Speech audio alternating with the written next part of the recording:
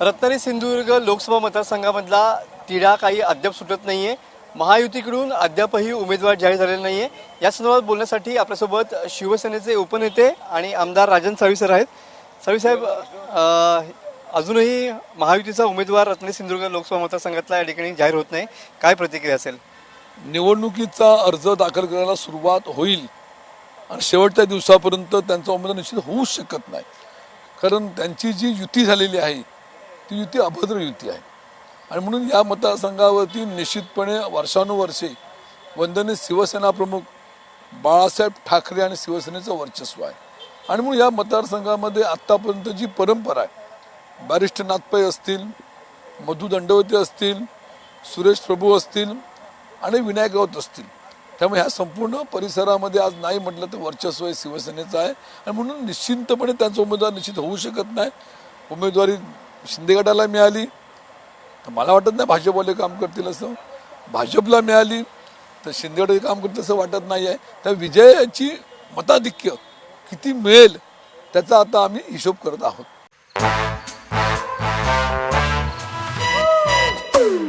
Come, come, my love, please don't say no, baby. Come, my love. V-Guard के air coolers extra large cooling pads के साथ जो अच्छों को ठंडा करे। V-Guard air coolers, long lasting cooling. साहेब, भाजपकडून या ठिकाणी तयारी केली जाते आहे।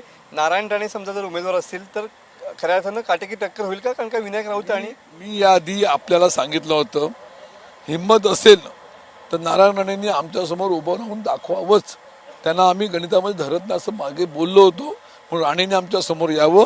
आमचा निवडणुकीच्या निकालाचा फरक हा 3 लाखाच्या पुढे असेल हा मला विश्वास आहे। साहेब, दुसरीकडे शिंदे गट असं म्हणतोय की उमेदवार आमचाच, जर शिंदे गटाला उमेदवारी मिळाली तर किरण सामंत हे उमेदवार असतील। मी सांगतो तुम्हाला, निवडणुकीचा फॉर्म भरण्याच्या शेवटच्या दिवसापर्यंत त्यांचा उमेदवार निश्चित होऊ शकत नाही।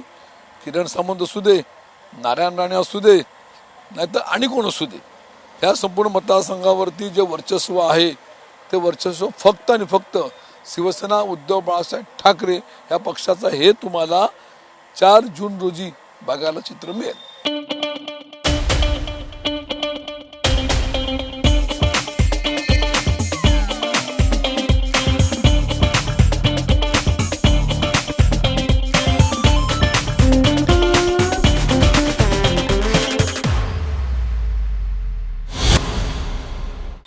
सामंत असं म्हणतात की 2.5 लाखाच्या फरकानं जे विजयी होणार असं म्हणतात त्यांचा पराभव आहे।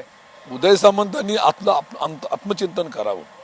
मागील विधानसभा निवडणुकीमध्ये ते 2दा निवडून आले विधानसभेला, ते एकदा 5,000 आणि 6,000च्याने आले, आणि जेव्हा ते शिवसेनेमध्ये आले तर त्यांचा फरक किती होता? 40,000, 80,000। याचा अर्थ असा आहे या मतदारसंघावरती शिवसेनेचं वर्चस्व आहे। आणि म्हणून कोणी कधी चिंता करू नये, भविष्यातल्या कालखंडामध्ये या विधानसभा मतदारसंघावरती सुद्धा शिवसेना उद्धव बाळासाहेब ठाकरेंचा आमदार निवडून येणार हा मला विश्वास आहे। हे होते आमदार राजन साळवी सर। कॅमेरामन समित गजनेसह मी मनोज लेले, TV9 मराठी, रत्नागिरी।